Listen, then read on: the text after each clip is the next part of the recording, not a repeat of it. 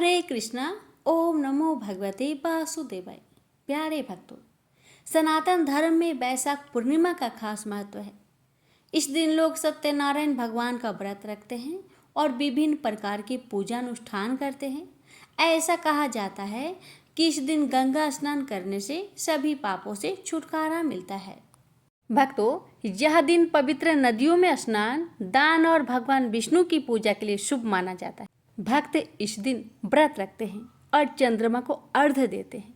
कहा जाता है इस तिथि पर सच्चे भाव से पूजा पाठ करने से सभी मनोकामनाओं की पूर्ति होती है। इसके साथ ही जीवन में सुख शांति आती है। प्यारे भक्तों, इस साल वैशाख पूर्णिमा की शुरुआत होगी 11 मई को शाम को 6:55 पर होगी। वहीं इसका समापन होगा 12 मई को शाम 7:22 पर। हिंदू धर्म में उदया तिथि का महत्व है। ऐसे में इस बार 12 मई को वैशाख पूर्णिमा मनाई जाएगी। वैशाख पूर्णिमा पर चंद्रोदय का समय शाम 5:59 पर होगा, यानी 59 पर होगा। इस समय आप अर्घ्य दे सकते हैं। भक्तों, जानिए वैशाख पूर्णिमा की पूजा विधि।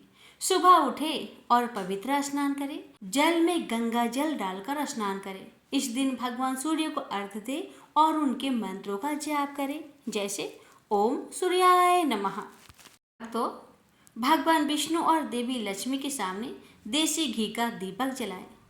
फिर उन्हें फूल, फल, खीर और अन्य चीजें अर्पित कर विधिवत पूजा करें। ब्राह्मणों को भोजन खिलाएं और उन्हें अपनी क्षमता अनुसार दान दें। इस दिन किसी भी जरूरतमंद की मदद जरूर करें। भक्तों, इस मौके पर धर्म कर्म से जुड़े काम करें। भक्तों, इस तिथि पर तामसिक चीजों से पूरी तरह परहेज करें और विष्णु भगवान के मंत्र का जाप करें। अब आइए सुनते हैं वैशाख पूर्णिमा की 5 दिव्य कथा। एक बार द्वापर युग के समय माता यशोदा भगवान श्री कृष्ण से पूछती है कि आप संसार के पालन करता हो, मुझे ऐसा कोई उपाय बताओ जिससे मृत्यु लोक में किसी भी स्त्री को विधवा होने का भय ना हो और ना ही उसे निसंतान होने का दुख रहे। तब भगवान श्री कृष्ण ने अपनी माँ से कहा कि मैं आपको एक ऐसे ही व्रत के बारे में विस्तार से बताता हूँ। सौभाग्य प्राप्ति के लिए हर महिला को 32 पूर्णमासी तक इस पावन व्रत को करना चाहिए। इससे संतान और सौभाग्य की रक्षा होती है। कांतिका नामक नगर में राजा चंद्रहास्य राज करता था। उसके नगर में धनेश्वर नाम का ब्राह्मण भी अपने पत्नी सुशीला के साथ रहता था। इनके घर में किसी प्रकार के धन संपत्ति की कोई कमी नहीं थी, लेकिन ब्राह्मण का कोई संतान न था, जिसके कारण दोनों पति पत्नी बहुत दुखी रहते थे। एक बार उस नगर में एक साधु आता है, जो सभी घरों से भिक्षा मांगकर गंगा नदी के किनारे भोजन कर जीवन यापन करता था। लेकिन वह साधु धनेश्वर के घर भिक्षा मांगने नहीं जाता था। यह देखकर सुशीला और धनेश्वर बहुत दुखी हुए और जाकर उस साधु से पूछे कि आप सभी घरों से भिक्षा लेते हो, लेकिन हमारे घर नहीं, ऐसा क्यों साधु महाराज? तब साधु ने कहा कि तुम निसंतान हो और ऐसे घर से भिक्षा लेना पतितों के अन्न के समान होता है। मैं पाप का भागीदार नहीं बनना चाहता, इसलिए तुम्हारे घर से भिक्षा नहीं लेता हूँ। यह सुन धनेश्वर बहुत दुखी हो जाता है और साधु से पूछता है कि ऐसा कोई उपाय बताए जिससे मुझे भी संतान सुख की प्राप्ति हो। तब साधु ने उस दाम्पत्य को 16 दिन तक माँ चंडी की पूजन का सलाह दिया, जिसके बाद धनेश्वर और उसकी पत्नी ने ऐसा ही किया। दाम्पत्य की आराधना से प्रसन्न होकर माँ काली प्रकट हुई और सुशीला को गर्भवती होने का वरदान दिया और कहा कि प्रत्येक पूर्णिमा को दीपक जलाए। ऐसे ही सभी पूर्णिमा को दीपक की संख्या बढ़ाती जाना जब तक 32 दीपक ना हो जाए। माता के आशीर्वाद के फल स्वरूप सुशीला गर्भवती हुई। काली माता के कहे अनुसार वह दीपक जलाती रही। माँ काली की कृपा और आशीर्वाद से दंपति के घर एक पुत्र ने जन्म लिया, जिसका नाम धनेश्वर और सुशीला ने देवदास रखा। देवदास जब बड़ा हुआ तो धनेश्वर ने उसे विद्या ग्रहण करने के लिए काशी भेजा। काशी में देवदास के साथ एक अजीब दुर्घटना घटी, जिसके कारण धोखे से देवदास का विवाह हो गया। जब देवदास ने बताया कि वह अल्प आयु में है, फिर भी उसका विवाह जबरदस्ती करवा दिया गया। कुछ समय बाद जब काल देवदास के प्राण लेने आया तो काल देवदास का प्राण नहीं ले पाया। तब काल ने यमराज से कहा वह देवदास के प्राण लेने में असमर्थ है, जिसके पश्चात यमराज ने इसके पीछे का कारण जानने के लिए भगवान शिव और माता पार्वती के पास गए। तब माँ पार्वती ने माता काली के वरदान के वृत्तांत को सुनाया और कहा कि ब्राह्मण दंपति ने पूर्णिमा का व्रत रखा था, इसलिए काल देवदास का कुछ बिगाड़ नहीं पाया। तभी से कहा जाता है कि पूर्णिमा के दिन व्रत करने से काल से मुक्ति मिलती है और भगवान सभी मनोकामनाएं पूर्ण करते हैं। प्रेम से बोलिए उमापति शंकर भगवान की जय। श्री सत्यनारायण भगवान की व्रत कथा। एक समय की बात है, नैमिषारण्य तीर्थ में सौनकादि 88,000 ऋषियों ने श्री सूत जी से पूछा, हे प्रभु, इस कलयुग में वेद विद्या रहित मनुष्य को प्रभु भक्ति किस प्रकार मिल सकती है तथा उनका उद्धार कैसे होगा? हे मुनि श्रेष्ठ, कोई ऐसा तप बताइए जिससे थोड़े समय में ही पुण्य मिले और मनोवांछित फल भी मिल जाए। इस प्रकार की कथा सुनने की हम इच्छा रखते हैं। सर्व शास्त्रों के ज्ञाता सूत जी बोले, हे वैष्णवों, मैं पूज्य आप सभी ने प्राणियों के हित की बात पूछी है, इसलिए मैं एक श्रेष्ठ व्रत को आप लोगों को बतलाऊंगा, जिसे नारद जी ने लक्ष्मी नारायण जी से पूछा था और लक्ष्मीपति ने मुनि श्रेष्ठ नारद जी से कहा था। आप सब इसे ध्यान से सुनिए। एक समय की बात है, योगीराज नारद जी दूसरों के हित की इच्छा लिए अनेकों लोकों में घूमते हुए मृत्यु लोक में आ पहुंचे। यहाँ उन्होंने अनेक योनियों में जन्मे प्राय सभी मनुष्यों को अपने कर्मों द्वारा अनेकों दुख से पीड़ित देखा। उनका दुख देख नारद जी सोचने लगे कि कैसा यत्न किया जाए इसके करने से निश्चित रूप से मानव के दुखों का अंत हो जाए। इसी विचार पर मनन करते हुए वह विष्णु लोक में गए। वह देवों के इस भगवान नारायण की स्तुति करने लगे, जिनके हाथों में शंख, चक्र, गदा और पद्म थे, गले में वरमाला पहने हुए थे। स्तुति करते हुए नारद जी बोले, हे भगवान, आप अत्यंत शक्ति से संपन्न हैं। मन तथा वाणी भी आपको नहीं पा सकती है। आपका यदि मध्य तथा अंत नहीं है, निर्गुण स्वरूप सृष्टि के कारण भक्तों के दुख को दूर करने वाले आपको मेरा नमस्कार है। नारद जी की स्तुति सुन विष्णु भगवान बोले, हे मुनि श्रेष्ठ, आपके मन में क्या बात है? आप किस काम के लिए पधारे हैं, उसे निसंकोच कहो।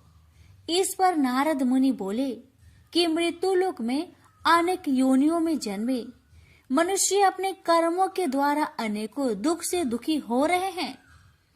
हे नाथ, आप मुझ पर दया रखते हैं तो बताइए कि वो मनुष्य थोड़े प्रयास से ही अपने दुखों से कैसे छुटकारा पा सकते हैं। श्री हरि बोले, हे नारद, मनुष्य की भलाई के लिए तुमने बहुत ही अच्छी बात पूछी है, जिसके करने से मनुष्य मोह से छूट जाता है। वह बात मैं कहता हूँ, उसे सुनो। स्वर्ग लोक व मृत्युलोक दोनों में एक दुर्लभ उत्तम व्रत है जो पुण्य देने वाला है। आज प्रेम वश होकर मैं उसे तुमसे कहता हूँ। श्री सत्यनारायण भगवान का यह व्रत अच्छी तरह विधान पूर्वक करके मनुष्य तुरंत ही यहाँ सुख भोग कर मरने पर मोक्ष पाता है। श्री हरि के वचन सुन नारद जी बोले कि उस व्रत का फल क्या है और उसका विधान क्या है। यह व्रत किसने किया था, इस व्रत को किस दिन करना चाहिए, सभी कुछ विस्तार से बताए। नारद की बात सुनकर श्री हरि बोले, दुख व शोक को दूर करने वाला यह व्रत सभी स्थानों पर विजय दिलाने वाला है। मानव को भक्ति व श्रद्धा के साथ शाम को श्री सत्यनारायण की पूजा धर्म में परायण होकर ब्राह्मणों व बंधुओं के साथ करनी चाहिए। भक्ति भाव से ही नैवेद्य केले का फल, घी, दूध और गेहूं का आटा सवाया ले। गेहूं के स्थान पर साठी का आटा, शक्कर तथा गुड़ लेकर वह सभी भक्षण योग्य पदार्थों को मिलाकर भगवान का भोग लगाए। ब्राह्मणों सहित बंधु बांधवों को भी भोजन कराए। उसके बाद स्वयं भोजन करे और भजन कीर्तन के साथ भगवान की भक्ति में लीन हो जाए। इस तरह से सत्यनारायण भगवान का यह व्रत करने पर मनुष्य की सारी इच्छाएं निश्चित रूप से ही पूरी होती है। इस कली काल अर्थात कलयुग में मृत्यु लोक में मोक्ष का यही एक सरल उपाय है। इति श्री सत्यनारायण व्रत कथा प्रथम अध्याय संपूर्ण।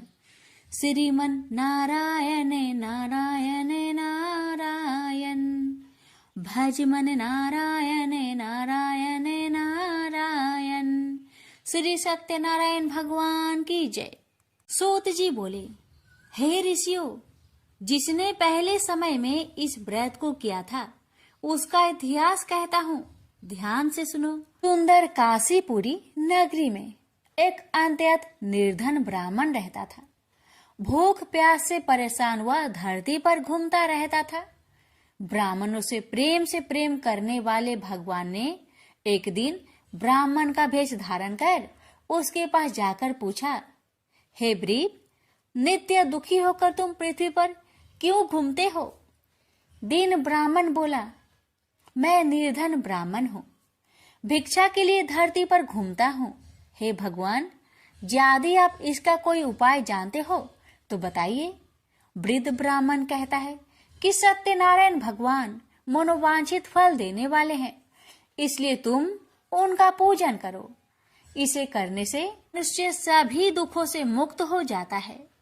वृद्ध ब्राह्मण बनकर आए सत्यनारायण भगवान उस निर्धन ब्राह्मण को व्रत का सारा विधान बताकर अंतर्ध्यान हो गए। मन ही मन सोचने लगा कि जिस व्रत को वृद्ध ब्राह्मण करने को कह गया है मैं उसे जरूर करूंगा। यह निश्चय करने के बाद उसे रात में नींद नहीं आई। वह सवेरे उठकर सत्यनारायण भगवान के व्रत का निश्चय कर भिक्षा के लिए चला गया। उस दिन निर्धन ब्राह्मण को भिक्षा में बहुत धन मिला, जिससे उसने बंधु बांधवों के साथ मिलकर श्री सत्यनारायण भगवान का व्रत संपन्न किया। भगवान सत्यनारायण का व्रत संपन्न करने के बाद वह निर्धन ब्राह्मण सभी दुखों से छूट गया और अनेक प्रकार की संपत्तियों से युक्त हो गया। उसी समय से यह ब्राह्मण हर माह इस व्रत को करने लगा। इस तरह से सत्यनारायण भगवान के व्रत को जो भी मनुष्य करेगा वह सभी प्रकार के पापों से छूटकर मोक्ष को प्राप्त होगा। जो मनुष्य इस व्रत को करेगा वह भी सभी दुखों से मुक्त हो जाएगा। सूत जी बोले कि इस तरह से नारद जी से नारायण जी का कहा हुआ श्री सत्यनारायण व्रत को मैंने तुमसे कहा। हे वृपो, मैं अब और क्या कहूँ? ऋषि बोले, हे मुनिवर, संसार में उस व्रीप से सुनकर और किस किस ने इस व्रत को किया, हम सब इस बात को सुनना चाहते हैं। इसके लिए हमारे मन में श्रद्धा का भाव है। सूत जी बोले, हे मुनियों, जिसने इस व्रत को किया है वह सब सुनो। एक समय वही व्रीप धन व ऐश्वर्य के अनुसार अपने बंधु बांधवों के साथ इस व्रत को करने को तैयार हुआ। उसी समय एक लकड़ी बेचने वाला बूढ़ा आदमी आया और लकड़ियां बाहर रखकर अंदर ब्राह्मण के घर में गया। प्यास से दुखी हुआ लकड़हारा उनको व्रत करते देख ब्रीप को नमस्कार कर पूछने लगा कि आप यह क्या कर रहे हैं तथा इसे करने से क्या फल मिलेगा, कृपया मुझे भी बताइए। ब्राह्मण ने कहा कि सब मनोकामनाओं को पूरा करने वाला यह सत्यनारायण भगवान का व्रत है। इनकी कृपा से ही मेरे घर में धन्य धान्य आदि की वृद्धि हुई है। ब्रीप से सत्यनारायण व्रत के कथा के बारे में जानकर लकड़हारा बहुत प्रसन्न हुआ। चरणामृत लेकर वह प्रसाद खाने के बाद वह अपने घर गया। लकड़हारे ने अपने मन में संकल्प किया कि आज लकड़ी बेचने से जो धन मिलेगा उसी से श्री सत्यनारायण भगवान का उत्तम व्रत करूंगा। मन में इस विचार को ले बूढ़ा आदमी सिर पर लकड़ियां रख उस नगर में बेचने गया जहां धनी लोग ज्यादा रहते थे। उस नगर में उसे अपनी लकड़ियों का दाम पहले से 4 गुना अधिक मिलता है। बूढ़ा प्रसन्नता के साथ दाम लेकर केले, शक्कर, घी, दूध, दही और गेहूं का आटा ले और सत्यनारायण भगवान की व्रत की अन्य सामग्रियां लेकर अपने घर गया। वहां उसने अपने बंधु बांधवों को बुलाकर विधि विधान से सत्यनारायण भगवान का पूजन और व्रत किया। इस व्रत के प्रभाव से वह बूढ़ा लकड़हारा धन पुत्र आदि से युक्त होकर संसार के समस्त सुख भोग अंत काल में बैकुंठ धाम को चला गया। इति श्री सत्यनारायण व्रत कथा 2 अध्याय संपूर्ण। श्रीमन नारायण नारायण नारायण भज मन नारायण नारायण नारायण।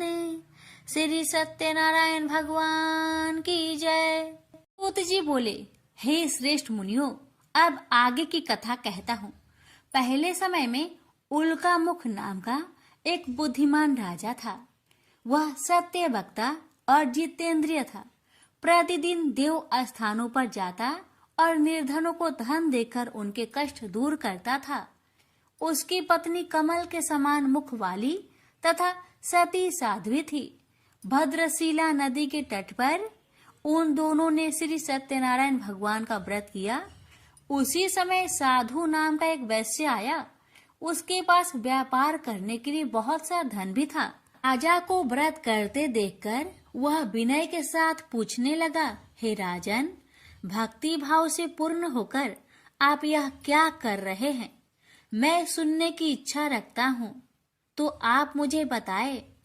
राजा बोले, हे साधु, अपने बंधु बांधवों के साथ पुत्र आदि की प्राप्ति के लिए एक महाशक्तिमान श्री सत्यनारायण भगवान का व्रत व पूजन कर रहा हूँ। राजा के वचन सुन साधु आदर से बोला, हे राजन, मुझे इस व्रत का सारा विधान कहिए। आपके कथा अनुसार मैं भी इस व्रत को करूंगा। मेरी भी संतान नहीं है और इस व्रत को करने से निश्चित रूप से मुझे संतान की प्राप्ति होगी। राजा से व्रत का सारा विधान सुनकर व्यापार से निवृत्त हो वह अपने घर गया। साधु वैश्य ने अपनी पत्नी को संतान देने वाले इस व्रत का वर्णन कह सुनाया और कहा कि जब मेरी संतान होगी तब मैं इस व्रत को करूंगा। साधु ने इस तरह के वचन अपनी पत्नी लीलावती से कहे। एक दिन लीलावती पति के साथ आनंदित हो सांसारिक धर्म में प्रवृत्त होकर सत्यनारायण भगवान की कृपा से गर्भवती हो गई। 10वें महीने में उसके गर्भ से एक सुंदर कन्या ने जन्म लिया। दिनों दिन वह ऐसे बढ़ने लगी जैसे कि शुक्ला पक्ष का चंद्रमा बढ़ता है। माता पिता ने अपनी कन्या का नाम कलावती रखा। एक दिन लीलावती ने मीठे शब्दों में अपने पति को याद दिलाया कि आपने सत्यनारायण भगवान के जिस व्रत को करने का संकल्प किया था उसे करने का समय आ गया है। आप इस व्रत को करिए। साधु बोला कि हे प्रिय, इस व्रत को मैं उसके विवाह पर करूंगा। इस प्रकार अपनी पत्नी को अवशासन देकर वह नगर को चला गया। कलावती पिता के घर में रह वृद्धि को प्राप्त हो गई। साधु ने एक बार नगर में अपनी कन्या को सखियों के साथ देखा तो तुरंत ही दूत को बुलवाया और कहा कि मेरी कन्या की योग वर देखकर आओ। साधु की बात सुनकर दूत कंचन नगर में पहुंचा और वहां देखभाल कर लड़की के सुयोग बनिक पुत्र को ले आया। सुयोग लड़के को देख साधु ने बंधु बांधवों को बुलाकर अपनी पुत्री का विवाह कर दिया। लेकिन दुर्भाग्य की बात ये कि साधु ने अभी भी श्री सत्यनारायण भगवान का व्रत नहीं किया। इस पर श्री भगवान क्रोधित हो गए और श्राप दिया कि साधु को अत्यधिक दुख मिले। अपने कार्य में कुशल साधु बनिया जमाई को लेकर समुद्र के पास स्थित होकर रत्नासारपुर नगर में गया। वहां जाकर दामाद ससुर दोनों मिलकर चंद्रकेतु राजा के नगर में व्यापार करने लगे। एक दिन भगवान सत्यनारायण की माया से एक चोर राजा का धन चुराकर भाग रहा था। उसने राजा के सिपाहियों को अपना पीछा करते देख चुराया हुआ धन वहां रख दिया जहां साधु अपने जमाई के साथ ठहरा हुआ था। राजा के सिपाहियों ने साधु वैश्या के पास राजा का धन पड़ा देखा तो वह ससुर जमाई दोनों को बांधकर प्रसन्नता से राजा के पास ले गए और कहा कि उन दोनों चोरों को हम पकड़ लाए हैं, आप आगे की कार्यवाही की आज्ञा दे। राजा की आज्ञा से उन दोनों को कठिन कारावास में डाल दिया गया और उनका सारा धन भी उनसे छीन लिया गया। श्री सत्यनारायण भगवान के शराप से साधु की पत्नी भी बहुत दुखी हुई। घर में जो धन रखा था उसे चोर चुरा ले गए। शारीरिक तथा मानसिक पीड़ा व भूख प्यास से अति दुखी हो अन्न की चिंता में कालावती के ब्राह्मण के घर गई। वहां उसने श्री सत्यनारायण भगवान का व्रत होते देखा। फिर कथा भी सुनी। वह प्रसाद ग्रहण कर वह रात को घर वापस आई। माता ने कलावती से पूछा कि हे पुत्री, अब तक तुम कहाँ थी, तेरे मन में क्या है? कलावती ने अपने माता से कहा, हे माता, मैंने एक ब्राह्मण के घर में श्री सत्यनारायण भगवान का व्रत देखा है। कन्या के वचन सुन लीलावती भगवान की पूजन की तैयारी करने लगी। लीलावती ने परिवार व बंधुओं सहित सत्यनारायण भगवान का पूजन किया और उनसे वर मांगा कि मेरे पति तथा जमाई शीघ्र घर आ जाए। साथ ही यह भी प्रार्थना की कि हम सबका अपराध क्षमा करे। श्री सत्यनारायण भगवान इस व्रत से संतुष्ट हो गए और राजा चंद्रकेतु को सपने में दर्शन दे कहा कि हे राजन, तुम उन दोनों वेश्या को छोड़ दो और तुमने उनका जो धन लिया है उसे वापस कर दो। अगर ऐसा नहीं किया तो मैं तुम्हारा धन, राज्य व संतान सभी को नष्ट कर दूंगा। राजा को यह सब कहकर वह अंतर्ध्यान हो गए। अतः काल सभा में राजा ने अपना सपना सुनाया। फिर बोले कि बानिक पुत्र को कैद से मुक्त कर सभा में लाओ। दोनों ने आते ही राजा को प्रणाम किया। राजा मीठी बानी से बोला, हे महानुभावों, भाग्यवश ऐसा कठिन दुख तुम्हें प्राप्त हुआ है, लेकिन अब तुम्हें कोई भय नहीं है। ऐसा कह राजा ने उन दोनों को नए वस्त्र भूषण भी पहनाए और जितना धन उनका लिया था उससे 2 गुना धन वापस कर दिया। दोनों वेश्या अपने घर को चल दिए। श्री सत्यनारायण व्रत कथा का 3रा अध्याय संपूर्ण। श्रीमन नारायण नारायण नारायण, भज मन नारायण नारायण नारायण। श्री सत्यनारायण भगवान की जय। सूत जी बोले, वैश्या ने मंगलाचार कर अपनी यात्रा आरंभ की और अपने नगर की ओर चल दिया। उसके थोड़ी दूर जाने पर एक दंड वेशधारी श्री सत्यनारायण ने उनसे पूछा, हे साधु, तेरी नाव में क्या है? अभिमानी बानिक हंसता हुआ बोला, हे दंडी, आप क्यों पूछते हो? क्या धन लेने की इच्छा है? मेरी नाव में तो बेल व पत्ते भरे हुए हैं। वैश्य के कठोर वचन सुन भगवान बोले, तुम्हारा वचन सत्य हो। डंडी ऐसे वचन कहे वहां से दूर चले गए। कुछ दूर जाकर समुद्र के किनारे बैठ गए। डंडी के जाने के बाद साधु वैश्य ने नित्य क्रिया के पश्चात नाव को ऊंची उठते देखकर अचंभा माना और नाव में बेल पत्ते आदि देख वह मूर्छित हो जमीन पर गिर पड़ा। मूर्छा खोलने पर वह अत्यंत शोक में डूब गया। तब उसका दामाद बोला कि आप शोक न मनाए, यह डंडी का श्राप है, इसलिए हमें उनकी शरण में जाना चाहिए, तभी हमारी मनोकामना पूरी होगी। दामाद की बात सुनकर वह डंडी के पास पहुंचा और अत्यंत भक्ति भाव नमस्कार करके बोला, मैंने आपसे जो असत्य वचन कहे थे उनके लिए मुझे क्षमा दे। ऐसा कहकर महान शोकातुर हो रोने लगा। डंडी भगवान बोले, हे बानिक पुत्र, मेरी आज्ञा से बार बार तुम्हें दुख प्राप्त हुआ है, तू मेरी पूजा से विमुख हुआ। साधु बोला, हे भगवान, आपकी माया से ब्रह्मा आदि देवता भी आपके रूप को नहीं जानते, तब मैं अज्ञानी कैसे जान सकता हूँ। आप प्रसन्न होइए, अब मैं सामर्थ्य के अनुसार आपकी पूजा करूंगा। मेरी रक्षा करो और पहले के समान नौका में धन भर दो। साधु वैश्य के भक्ति पूर्वक वचन सुनकर भगवान प्रसन्न हो गए और उसकी इच्छा अनुसार वरदान देकर अंतर ध्यान हो गए। ससुर जमाई जब नाव पर आए तो नाव धन से भरी हुई थी। फिर वही अपने अन्य साथियों के साथ सत्यनारायण भगवान का पूजन कर अपने नगर को चल दिए। जब नगर के नजदीक पहुंचे तो दूत को घर पर खबर करने के लिए भेज दिया। दूत साधु की पत्नी को प्रणाम कर कहता है कि मालिक अपने दामाद सहित नगर के निकट आ गए हैं। दूत की बात सुन साधु की पत्नी लीलावती ने बड़े हर्ष के साथ सत्यनारायण भगवान का पूजन कर अपनी पुत्री कलावती से कहा कि मैं अपने पति के दर्शन को जाती हूँ, तो कार्य पूर्ण कर शीघ्र आ जाना। माता के ऐसे वचन सुन कलावती जल्दी में प्रसाद छोड़ अपने पति के पास चली गई। प्रसाद की अवज्ञा के कारण श्री सत्यनारायण भगवान रुष्ट हो गए और नाव सहित उसके पति को पानी में डुबो दिए। कलावती अपने पति को वहां ना पाकर रोती हुई जमीन पर गिर गई।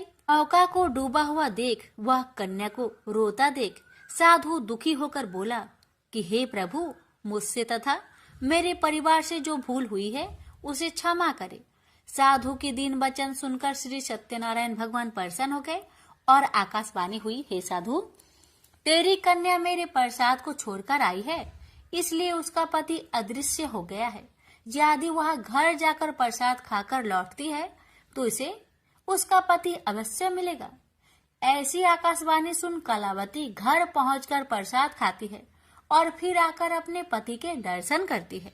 उसके बाद साधु अपने बंधु बांधवों सहित श्री सत्यनारायण भगवान का विधि विधान से पूजन करता है। इस लोक का सुख भोग वह अंत में स्वर्ग जाता है। इति श्री सत्यनारायण व्रत कथा चतुर्थ अध्याय संपूर्ण।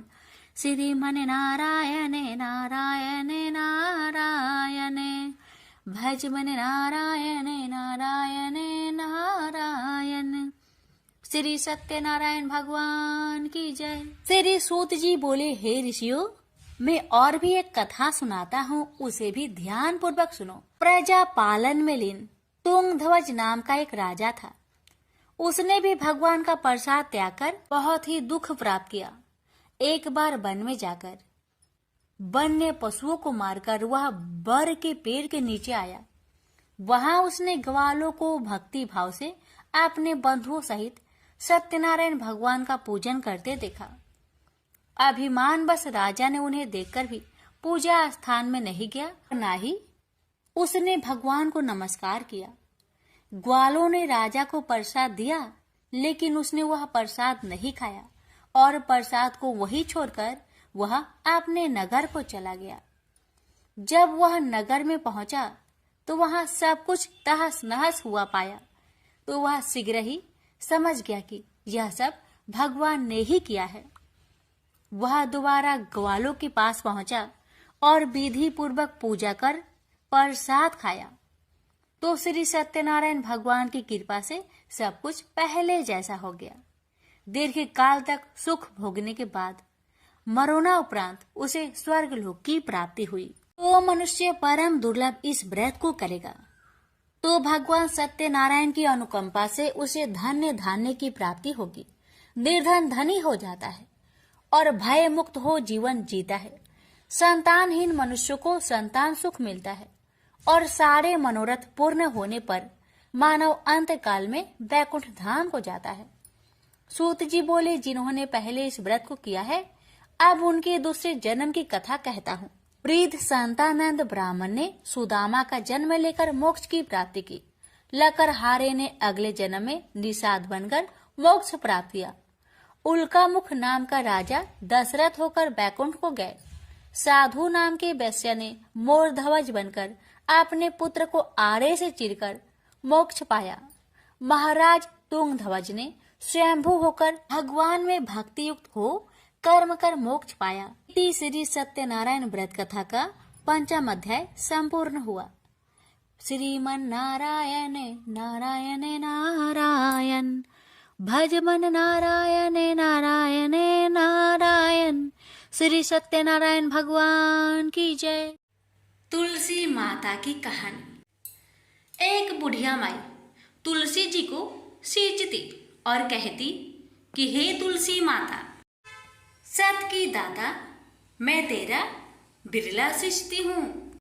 मुझे बाहू दे, पीताम्बर की धोती दे, मीठा मीठा घास दे, बैकुंठा में बास दे, चटक की चाल दे, पाटक की मौत दे, चंदन का काठ दे, रानी सा राज दे, दाल भात का भोजन दे, 11 की मौत दे, कृष्णा जी का कांधा दे।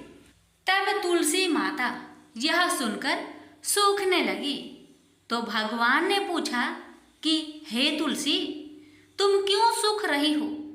तुलसी माता ने कहा कि एक बुढ़िया रोज आती है और यही बात कह जाती है, मैं सब बात तो पूरा कर दूंगी, लेकिन कृष्ण का कंधा कहाँ से लाऊंगी? तो भगवान बोले, जब वो मरेगी तो मैं अपने आप ही कंधा देने आऊंगा। तू बुढ़िया माई से कह देना। जब बुढ़िया माई मर गई सब लोग आ गए। जब माई को ले जाने लगे तो वह किसी से न उठी। तब भगवान एक 12 बरस के बालक का रूप धारण करके आए। बालक ने कहा, मैं कान में एक बात कहूँगा तो बुढ़िया माई उठ जाएगी।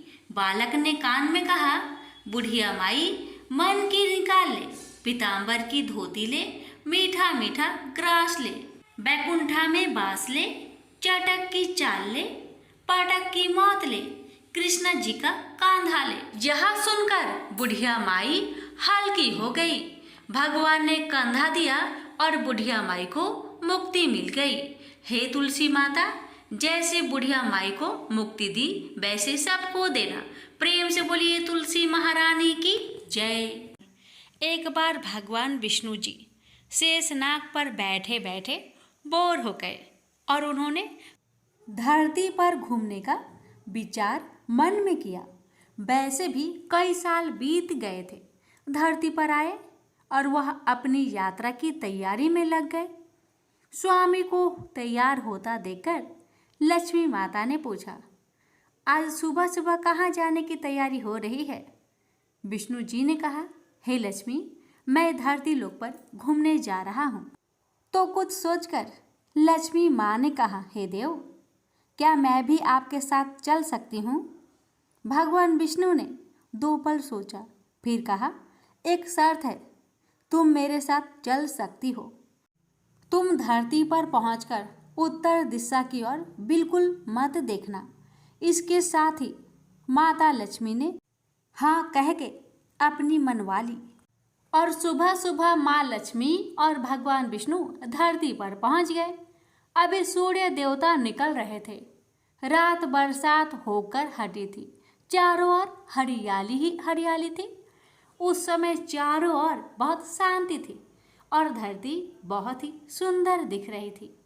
और माँ लक्ष्मी मंत्र मुक्त होकर धरती को देख रही थी और भूल गई कि पति को क्या वचन देकर आई थी, यानी विष्णु भगवान को क्या वचन देकर आई थी। और चारों ओर देखती हुई कब उत्तर दिशा की ओर देखने लगी, पता ही नहीं चला। उत्तर दिशा में माँ लक्ष्मी को एक बहुत ही सुंदर बगीचा नजर आया और उस तरफ से भीनी भीनी खुशबू आ रही थी और बहुत ही सुंदर सुंदर फूल खिले थे। यह एक फूलों का खेत था और माँ लक्ष्मी बिना सोचे समझे उस खेत में गई और एक सुंदर सा फूल तोड़ लाई। लेकिन यह क्या, जब माँ लक्ष्मी भगवान विष्णु के पास वापस आई तो भगवान विष्णु की आंखों में आंसू थे और भगवान विष्णु ने माँ लक्ष्मी को कहा कि कभी भी किसी से बिना पूछे उसका कुछ भी नहीं लेना चाहिए और साथ ही अपना वचन भी याद दिलाया। माँ लक्ष्मी को अपनी भूल का पता चला तो उन्होंने भगवान विष्णु से इस भूल की माफ़ी मांगी। तो भगवान विष्णु ने कहा, जो तुमने भूल की है उसकी सजा तो तुम्हें जरूर मिलेगी। जिस माली के खेत में से तुमने बिना पूछे फूल तोड़ा है, यह एक प्रकार की चोरी है, इसलिए अब तुम 3 साल तक माली के घर नौकर बनकर रहो। उसके बाद मैं तुम्हें बैंकुट में वापस बुलाऊंगा। माँ लक्ष्मी ने चुपचाप सर झुकाकर हाँ कर दी। आजकल की लक्ष्मी थोड़ी थी और वैसे भी भगवान की लीला न्यारी है, किस पर कैसे कृपा करेगी ये तो माता ही बता सकती है। आगे होता ही ये, लक्ष्मी एक गरीब औरत का रूप धारण करके उस खेत के मालिक के घर गई। घर क्या, एक झोपड़ा था और मालिक का नाम माधव था। माधव की बीवी, 2 बेटे और 3 बेटियां थी। सभी उस छोटे से खेत में काम करके किसी तरह से गुजारा करते थे। माँ लक्ष्मी जब एक साधारण और गरीब औरत बनकर जब माधव के झोपड़े पर गई तो माधव ने पूछा, बहन तुम कौन हो और इस समय तुम्हें क्या चाहिए? तब माँ लक्ष्मी ने कहा, मैं एक गरीब औरत हूँ, मेरी देखभाल करने वाला कोई नहीं है, मैंने कई दिनों से खाना भी नहीं खाया, मुझे कोई काम दे दो, साथ में मैं तुम्हारे घर का काम भी कर दिया करूँगी, बस मुझे अपने घर में एक कोने में आसरा दे दो। माधव बहुत ही अच्छे दिल का मालिक था, उसे दया आ गई, लेकिन उसने कहा, बहन मैं तो बहुत गरीब हूँ, मेरी कमाई से मेरे घर का खर्च मुश्किल से चलता है, लेकिन अगर मेरी 3 की जगह 4 बेटियां होती तो भी मैंने गुजारा करना ही था। अगर तुम मेरी बेटी बनकर जैसा रूखा सूखा हम खाते हैं उसमें खुश रह सकती हो तो बेटी बनकर अंदर आ जाओ। माधव ने माँ लक्ष्मी को अपने झोपड़े में शरण दे दी और माँ लक्ष्मी 3 साल तक उस माधव के घर पर नौकरानी बनकर रही।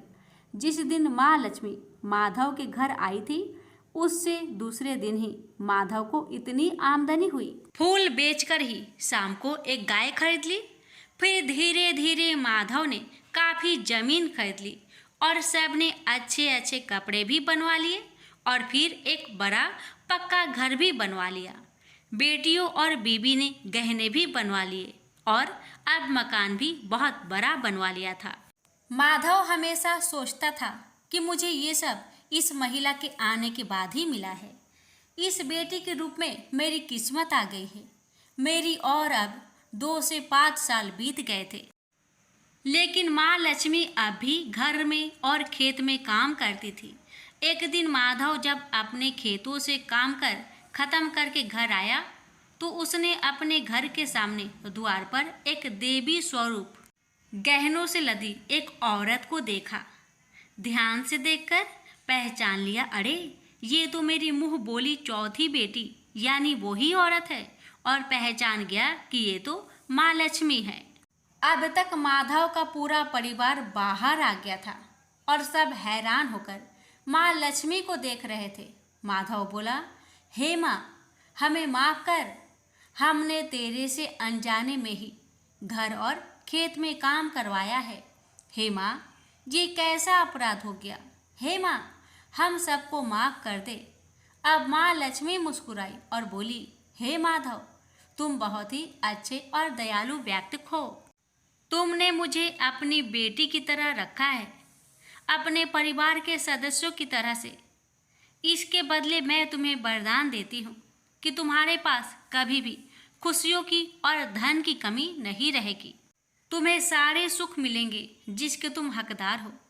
और फिर माँ अपने स्वामी के द्वारा भेजे रथ में बैठकर बैकुंठ चली गई। हे लक्ष्मी माता, हे विष्णु भगवान, आपकी लीला न्यारी है। जिस किसी पर आप कृपा करते हैं, कैसे करते हैं, ये कोई नहीं जानता।